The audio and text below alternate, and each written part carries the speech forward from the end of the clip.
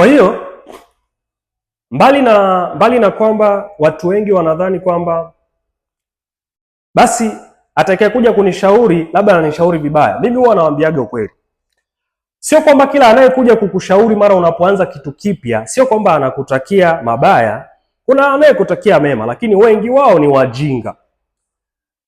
Ujinga sio tusi, ujinga ni kwamba mtu hajui chochote. Yaani mtu anakwambia umeanza kitu ambacho unaifanyia kampuni, umeanza kitu ambacho unamfanyia mtu fulani.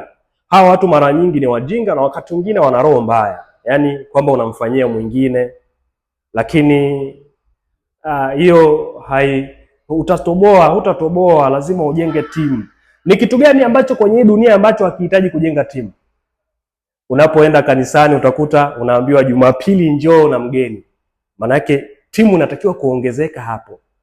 Lakini hata kwenye taasisi za kiserikali unaambiwa kuna intake ya walimu wapya, kuna intake ya polisi, kuna intake ya jeshi. Maana yake waongezeke watu wapya. Hapo wanaunganishwa watu, timu inaongezwa. Sasa ni kitu gani ambacho hakihitaji kujenga timu?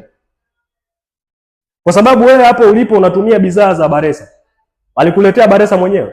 Ana timu, ndio maana kuna mtu anakuletea hapo. Maana yake kama ni dukani unaponunua, maana yake hiyo ni timu ya Baresa imerahisisha kupata haya mauzo. Kwa hiyo mtu asije akakukatisha tamaa kwa sababu mpaka uwaambie watu wengine ndio. Hao watu wengine ndio bidhaa. Hao watu wengine wanaoambiwa ndio wanunuaji. Kwa hiyo mtu asije kukatisha tamaa akikwambia mpaka wajenge timu ndio wanafanikiwa, mpaka wauze ndio wanafanikiwa. Nani asiyeuza? Kuna wale ambao walianza kuuza maneno lakini baadaye wakaongeza bidhaa. Ndio maana utasikia kuna kitu kinaitwa mafuta ya upako, mchanga wa upako. Lazima mtu aongeze bidhaa ili aongeze thamani katika biashara yake.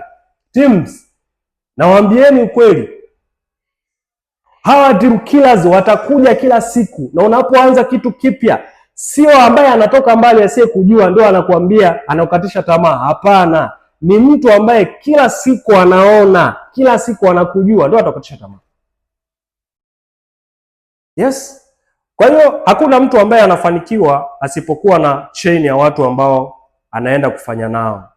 Ndio maana tunasema team, na ndio maana unafundishwa uongozi, team leaders.